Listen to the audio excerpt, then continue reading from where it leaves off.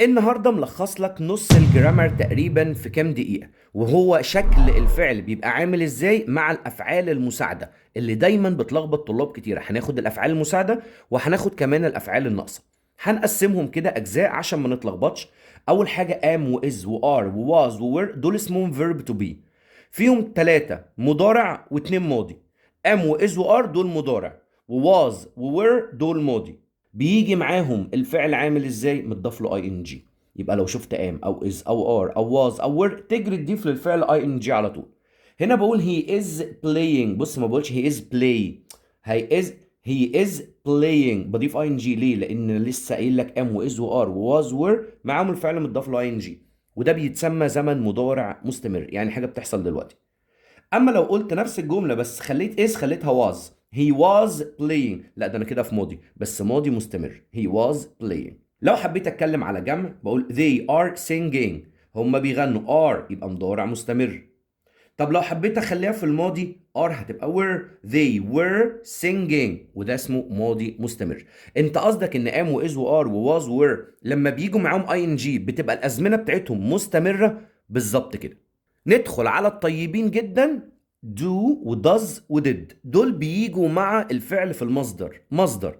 يعني لو مفيش فعل في المصدر do و does و did مش هتلاقيهم موجودين كأفعال مساعدة. طيب do و does مع المضارع البسيط. do مع مين؟ do مع شلة الجمع اللي هي I و we و you و they وأي اسم plural جمع. و does مع المفرد اللي هو he و she و it وأي اسم singular مفرد. المهم إن الاتنين دول بيجوا مع المضارع البسيط وبيجي معاهم الفعل في المصدر. did مع الماضي البسيط. طيب did بتيجي مع مين؟ did بتيجي مع كله بقى، مع الجمع ومع المفرد. المهم ان هي بتيجي في الماضي، يبقى do does مضارع و did ماضي. he doesn't sleep early، هو مش بينام مبكرا. بص doesn't وبص الفعل في المصدر. they don't sleep early، هم مش بيناموا مبكرا. بص don't، بص بعدها فعل في المصدر. هنا قلنا doesn't عشان الفاعل هي مفرد، وهنا قلنا don't عشان فاعل they جمع. الجملتين دول مضارع بسيط. ليه؟ عشان فيهم don't و doesn't اهو. do و does والنفي بتاعهم اللي هو don't و doesn't. طب لو قلت they didn't، لا خلاص يا مستر didn't ماضي بسيط شكرا. they didn't sleep early yesterday، هم ما ناموش بدري امبارح. didn't بعدها برضو الفعل في المصدر.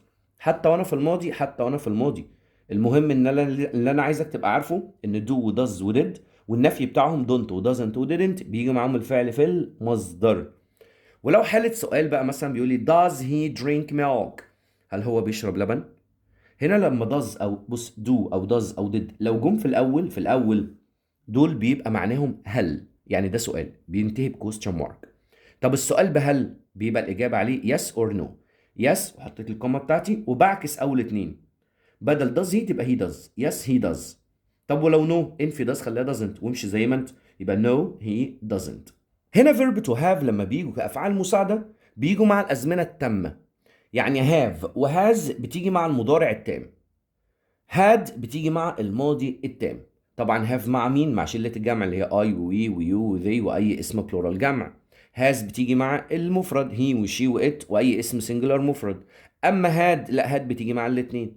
طب شكل الفعل عامل ازاي؟ أهم حاجة التصريف التالت. يعني ايه التصريف التالت؟ الفعل في المصدر أهم حاجة اللي هو eat مثلا. التصريف التاني بتاعه ate اللي هو دايما بنستخدمه مع الماضي البسيط. التصريف التالت بيبقى eaten.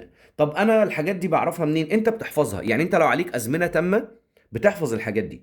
اما لو انت ما عندكش ازمنه تامه في المنهج حاليا، يعني استنى بقى الدقيقه اللي جايه، لان الدقيقه اللي جايه دي هي فيها الخلاصه كلها اللي هتكلم فيها على الافعال الناقصه اللي دايما بتيجي كتير جدا معانا في المناهج. يعني انت قصدك لو شفت have او has او had بحط التصريف التالت بالظبط كده. يعني زي ما بقول مثلا I have eaten an apple، انا اكلت تفاحة. بص have وبص بعدها تصريف تالت.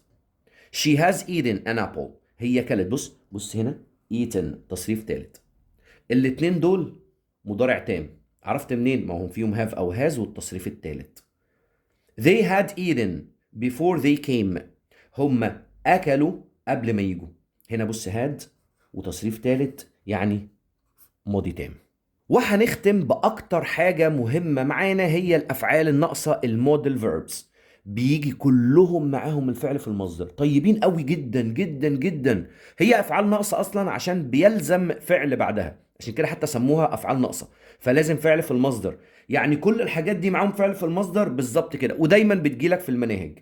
will و would وكان و could وshall و should و may و might و must، والنفي بتاع كل دول برضو بيجي معاهم الفعل في المصدر. يعني مثلا بيقول I can speak English، انا اقدر اتكلم انجليزي. he will travel to Cairo، هو هيسافر للقاهره. مستر هي مفرد، مش المفرد بيحب الاس؟ بس لو جه بعده فعل ناقص، الفعل الناقص بيجي بعديه الفعل في المصدر زي ما انا قايل لك دلوقتي. يعني انا لو حفظت دول يا مستر، اي فعل بعدهم بيبقى في المصدر، سواء دول او النفي بتاعهم. وبس كده، هي دي الافعال المساعده والافعال الناقصه، وشكل الفعل بيبقى عامل معاهم ازاي. بالتوفيق يا رب.